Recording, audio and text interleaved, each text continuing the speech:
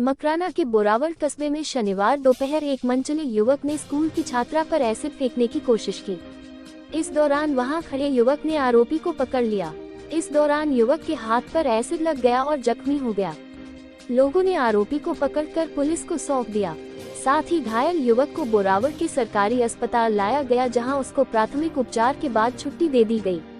शनिवार सुबह से युवती का पीछा कर रहा था आरोपी युवक। जानकारी के अनुसार युवती रोजाना बोरावल में स्कूल में पढ़ने आती है।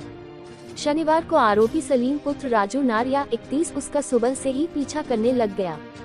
दोपहर 2 बजे युवती हाथी गेट के पास एक पंचर की दुकान पर आकर खड़ी हो गई। उसने वहां मौजूद युवक सोहेल को बताया कि उसे सामने खड़ा युवक परेशान कर रहा है।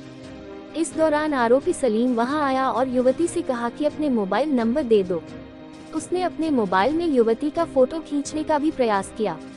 इस पर दुकान पर बैठे युवक सोहेल ने सलीम को फटकार लगाई, जिस पर दोनों में तनातनी हो गई।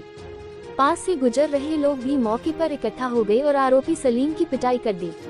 गुस्से में घर गया और एसिड की बोतल उठा लाया आरोपी। इस पर सलीम गुस्से में घर गया और एसिड की बोतल ले आया। उसके आने तक युवती के गांव की बस नहीं आई थी, जिस कारण वह पंचर की दुकान पर ही बैठी रही।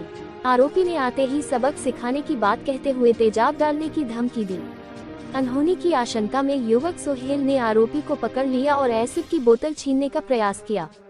छीना झपटी में तेजाब उछलकर सोहेल के हाथों में लग गया, जिससे वह झुलस गए। इस दौरान लोगों ने आरोपी सलीम को पकड़ लिया और पुलिस को सूचना की, जिस पर हेड कांस्टेबल चेनाराम और मदनगोपाल मौके पर पहुंचे और आरोपी सलीम को हिरासत में लिया।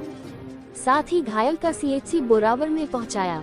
घटना के बाद युवक सोहेल ने मामला दर्ज कराया है। शराब के नशे में था सलीम। सोहेल ने थाने में रिपोर्ट देते हुए बताया कि दोपहर 2 बजे वह घर के बाहर बैठा था।